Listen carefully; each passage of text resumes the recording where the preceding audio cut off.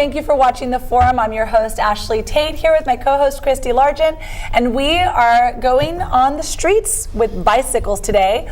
We're talking with the Butte Bicycle Coalition. Yes. The BBC. The BBC, I like it. And we're speaking with Pete Hollingsworth and Karen Goodwin. And they are the founders of this new organization, so we're excited to hear what it's all about. Yeah. What is the BBC? Well, we're a coalition to promote safe cycling for transportation and recreation. But we're not that new. We actually started in 2008. Yes. Okay. But that's still pretty new. I mean, the whole cycling thing is kind of a new thing going on. I mean, how long has it been around? I know it's been around forever, but how long have people really been grasping and doing the cycling thing? It's gotten very popular. 1880. Brand new! Brand new! Oh my gosh! Technology. You know what? Bicycling is so evergreen because It is. you can bicycle as a child and you don't bicycle for years, and then you pick it back up when That's you're like right. 55 Yeah. and you can still do it. But it's becoming a popular thing where it's like, it's very common to see cyclists. It wasn't common for a while, and now it's becoming very popular. Like more people, my age, everyone's age, just kind of getting into it. So why a coalition? Yeah. What prompted you guys to start this? Well, we were, in Chico, we were feeling like cyclists that were more oriented towards commuting needed to be represented and needed to be advocated for. And that's what we really wanted to work on, was education to make sure it was safe for kids. And then also just to give encouragement to people that were just starting out on bicycles and do what we could to make them feel comfortable on the roads. And so are you a membership-based organization? it is.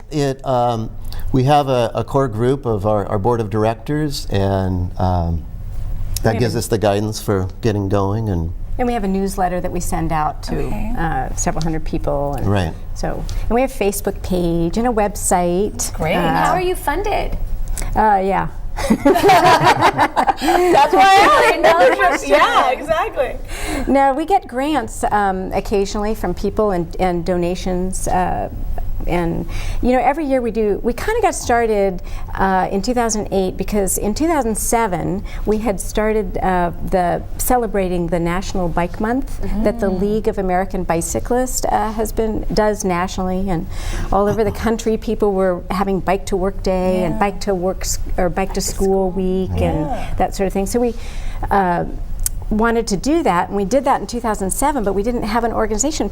We had t-shirts and we sold them, so we had to have a bank account, and then we had to have a name, and So you kind of got forced into business. Yeah. A little bit, yeah. Yeah. And so do you run as a nonprofit, or do you run as a for-profit company? oh, definitely nonprofit. Definitely nonprofit. And we have our tax exempt status, and we're an all fantastic. volunteer organization. So what kind of stuff are you doing? You brought a lot of literature here to show us, and we'd love to hear about it. Sure. Well, as I said, education was one of the key parts of our group, and so we just finished Bike Month, and we do as far as the schools goes, we just had a bike week in the schools.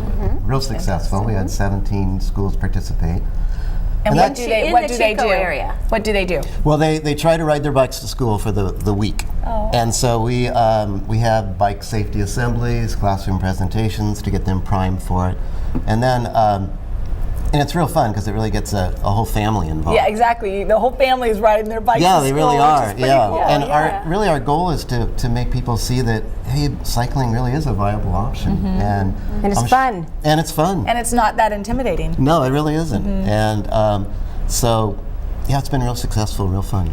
And every day that the kids ride or walk to school, because maybe some kids don't have a bike, they get a little ticket and they put it for a drawing. And we gave away 10 bikes this year. Right. That's fantastic. Wow. The kids get very excited about the raffle. Oh, that's neat. Yeah. So one of the things that would be very interesting, because going off of that whole bike thing, there are a lot of kids that live too far away from school, and they might not be able to bike, but it would be kind of cool if you could somehow rent a bike. Like you could leave your bike there if you live too far away, and for the kids that live close, they can rent that bike for that. Well, and we made that option available. We encourage families that live closer to host a bicycle for one of the childhood friends, and they could get a car-driven ride to the house, and then the kids could bike together to school. Actually that is cute. That's what we did in Reading, and we'll get to talk with Anne from Shasta Living Streets in the second half of the show. And we did that in Reading, and like we are too far to bike, but we met up at a central meeting place, and then the kids were able to go on to school. So it worked out.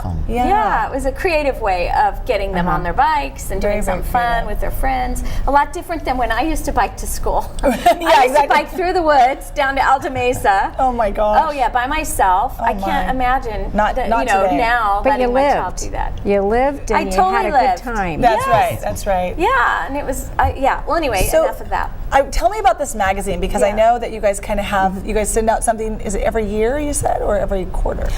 We just have an email newsletter that we send out. So this actually isn't our, we have this, I just brought it as a guide. Okay. This is from the League of American Bicyclists, and that's kind of how we started getting interested in ourselves, is that the League of American Bicyclists has been around since 1880.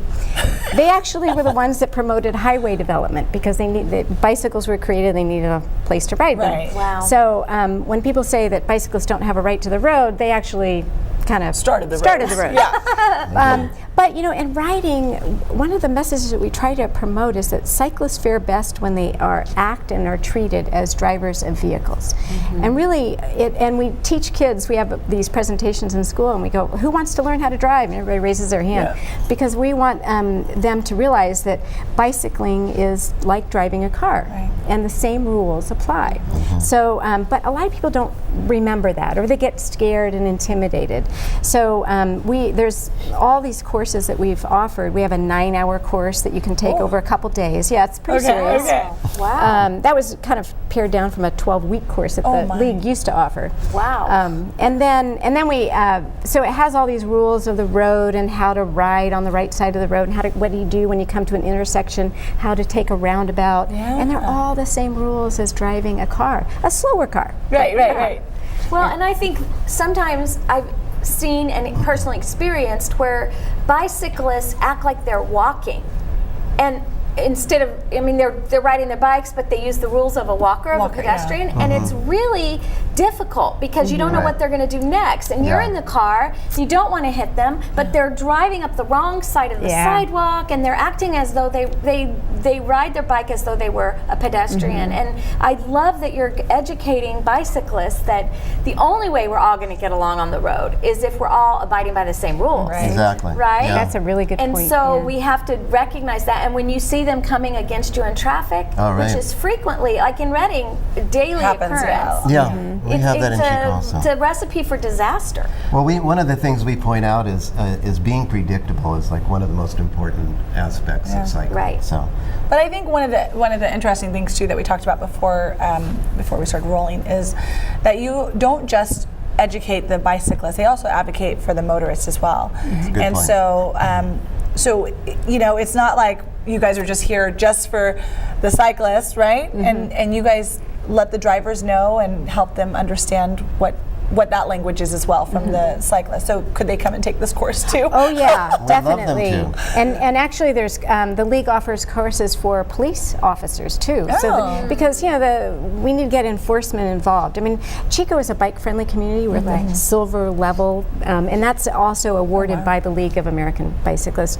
And they have the 5 E's that they refer to: engineering, environment, encouragement.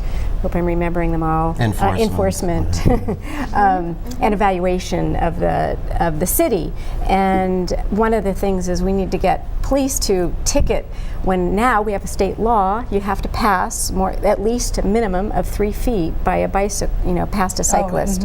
So we need to start getting law enforcement on that and trained on that, and to see. And a lot of people really think of you were referring to, I rode as a kid, and people have a little tendency to think that bicycling is for kids, but it's really for everyone, and we need to treat it that way. What difference does it make in a community when you become a bike-friendly community? They've found that businesses really do very well with when cycling is encouraged. And we've seen some of that in downtown Chico, where they're starting to put out more outdoor cafe seating and taking out some of the car parking and making it more accessible. And it slows down the traffic, the car traffic, just having more cyclists, more pedestrians present. And so businesses have, expecting to do worse, they've actually done much better when cycling has been encouraged. And it just brings a nice atmosphere, especially to a downtown. Right, sense of community. Well, and you think about when you're driving somewhere, like there's lots of cute stores and stuff and shops, especially in our downtown. Yeah. But the parking, You don't stop. no, you don't stop because stop. you don't want to park. But if you were just on your bike, you might stop in and lock up your bike and stop in and go to the next store. But I love the idea about the cafes. That would be pretty awesome to see. One of the reasons I ride my bike is that I love the smells. I love being in the environment as I go around, for going downtown or coming home. I smell the bacon, I smell, the barbecue going, and I hear kids, and then you run into somebody and you can stop and have this quick conversation.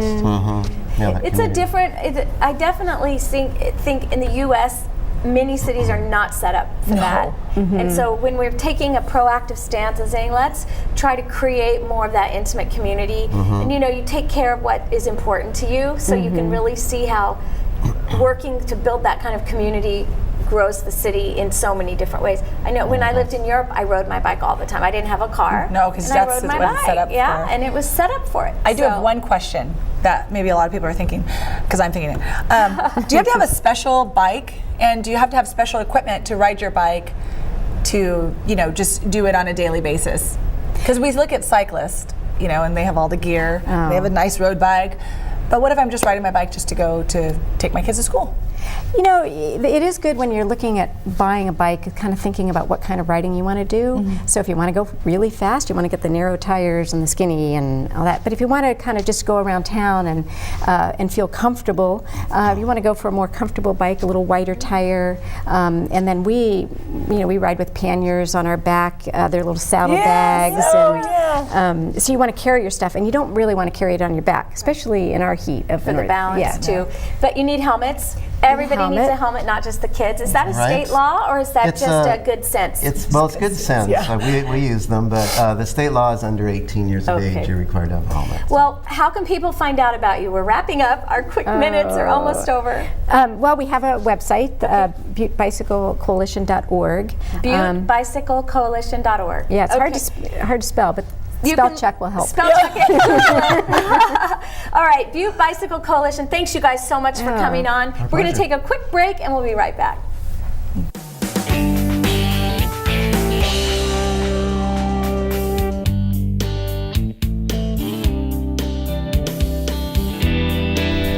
Hi, and we are back, and we're talking about bikes still, bicycling, and now we're going to add a little bit more, talking about Shasta Living Streets with the founder, Ann Thomas.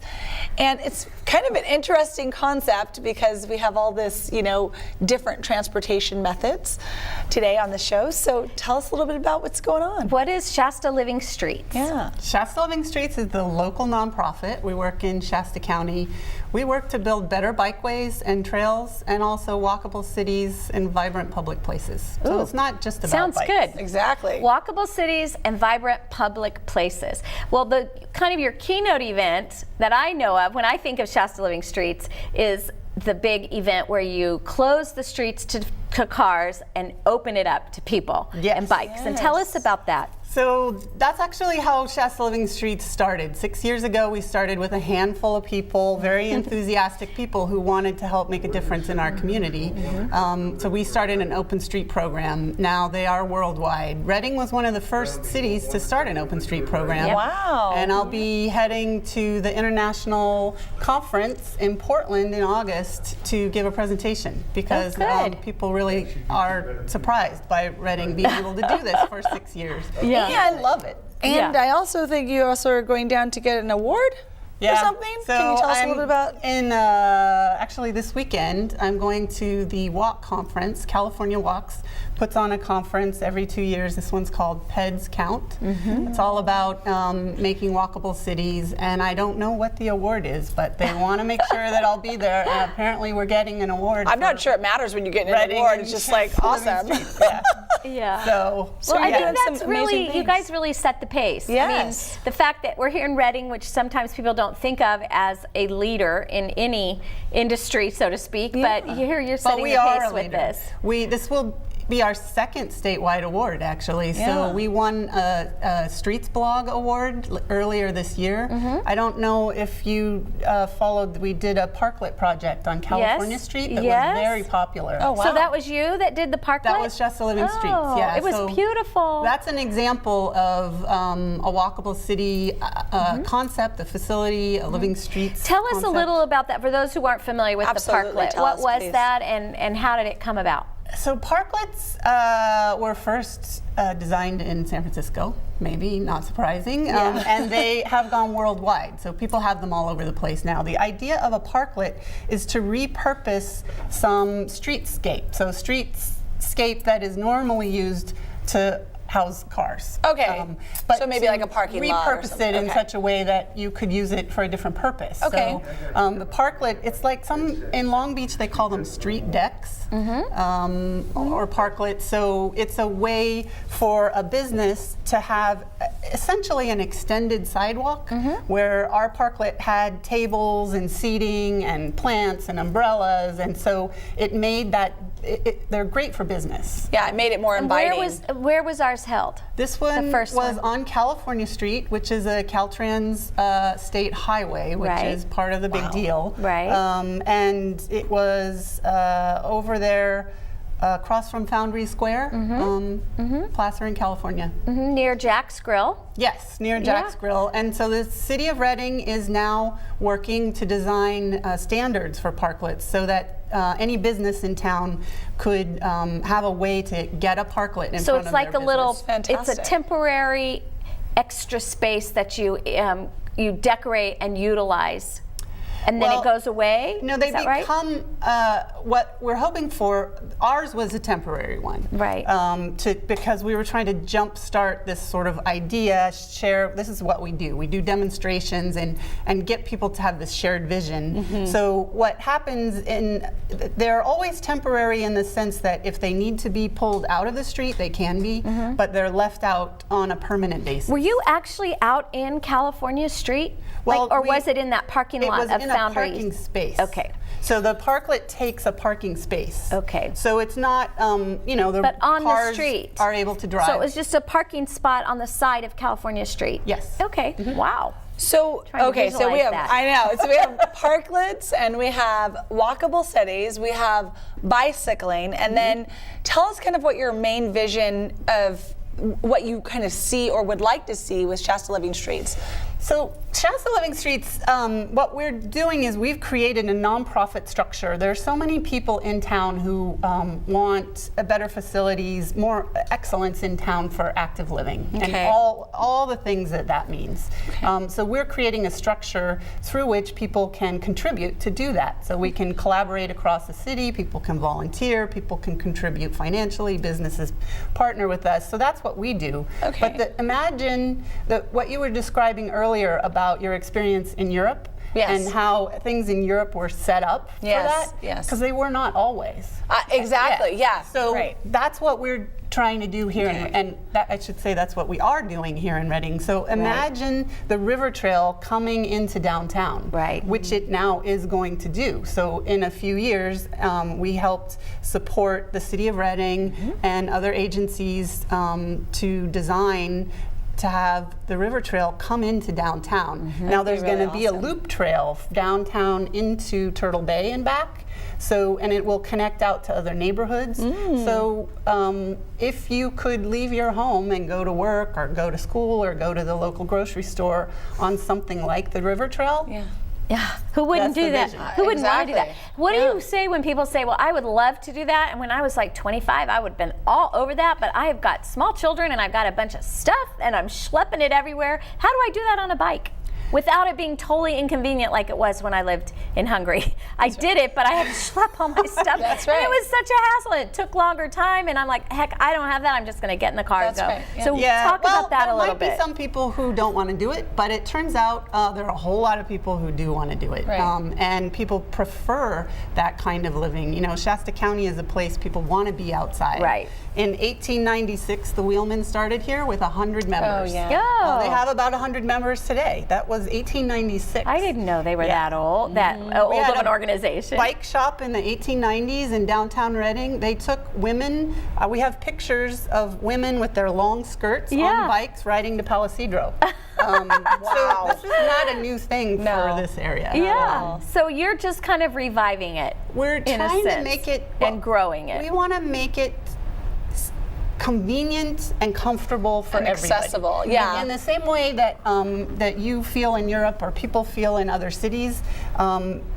There are many people who want that to happen here. Right. And you know, it's not unusual. We had the first mountain bike race ever in the world in Shasta County. Which makes sense because we have such a vast terrain. Like it's such a nice place this to is do a that. place it's going to happen. Well, and one of the things I just kind of want to bring people up to speed too on what we were talking about in Europe.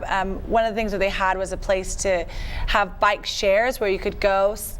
Even if you drove there, you could drive there. You could rent a bike and then you could ride the river trail. Somebody say you didn't bring your bike or something, or you have your kids with you, and it was kind of cool because if you get to your next destination, you can just turn your bike in and you don't you can walk from there or whatever you want to do, which would be something that would be really cool here because like we were talking about earlier, Reading is so spread out that if you did drive in, I mean we're trying to work with people, right? Say we drove into downtown and you wanted to get on a bike and you didn't put your bike rack on, say you guys just, it's impromptu, there would be like a bike share stop, you could rent a bike, go for a bike ride and then come back and get in your car and go home. So that's the kind of stuff, is that kind of what you're looking to do? And the exciting thing, and I guess what I would want people to know is that these ideas and things are being planned right now. That's fantastic. And so we are working with agencies, you know, like I said, so we've created this structure, this nonprofit structure to help everyone participate in that kind of thinking and build that here. Yeah. It's pretty, there's a whole bunch of stuff planned right now. Well, because it's hard. It's hard to be in Reading and know that if you go up to Ashland or Bend or somewhere and they've capitalized on their river frontage and their creek frontage, okay, and we have this beautiful river. I mean, it's a shame. So I think no, I'm saying this is great what you're doing. I think you're reviving and really kind of help everyone see what Shasta could be, and so I think it's fantastic. So if people are interested in learning more about what you do, how would they get most of their information on you? Probably, so if they go to the website, shastalivingstreets.org, we do have a newsletter, you know, an email newsletter, as everyone does. We're on Facebook and Instagram, but probably the best way is through they can contact me. My email is there. We'd love to have people in whatever way they want to participate. Volunteer at events, become members. Sometimes people like to contribute financially so that you know, or someone else can go to regular meetings. Maybe they can't do that. They don't have the time. Or if they want to become a business member, or sponsor one of our events. Now, my question to that is, what kind of membership, what does your membership get you? If you do become a member, what does that mean for you? What does that entail? It's one of the things that, for me, is for Shasta Living Streets is most important. It's a way of sort of putting our arms around the large group of people who want to see this happen. So that's more really of a support. It's like It's your way of supporting. Okay. Thing we support. Yes. On the other hand, there are things that we do. Public Bikes gives a discount to all of Shasta Living Streets members. You know, you get buttons and things. Yeah, check the website. For the most part, it's a contribution and a way of becoming involved. Promoting this. And so that makes when sense. is your next Shasta Living, the the day, the event? When is We've been that? calling it Streets Alive or Family Bicycling Day. It's a great picture. Okay. And Show so you that. this year we're working with That the is a good schools. We're going to do it this fall. I don't have the exact date. So sometime in the fall. That'll be something to look forward to. Yeah, I know absolutely. you were involved with the Bike to School effort. Yes. And that was pretty neat and successful. I think you made the front page of the paper, which is always good. Yeah. Yeah, I think my kids were pictured one year. Yeah. I wasn't riding with them, but our friend Chris good. Gato was, good. Monique's husband. awesome. So I'm so glad you came on though, Anne, because Thank a lot you of so people, much. we hear about all this stuff peripherally, we read about it. That's right. We hear about it in Chico and we're like, why aren't we doing it in Reading when we are doing Oh, it we in are Reading? doing it in And Reading. so it's wonderful to get this word out there so people know. ShastaLivingStreets.org, correct? That's the best way to get a hold of it. What a wonderful show we've had today. Thank you for coming. Thank you. And thanks to our other guests today. And most of all, thanks to you for watching. We're so glad you joined us here on the forum. For myself, Christy Largent, Ashlee Tate, we say thanks for watching and we'll see you again next time.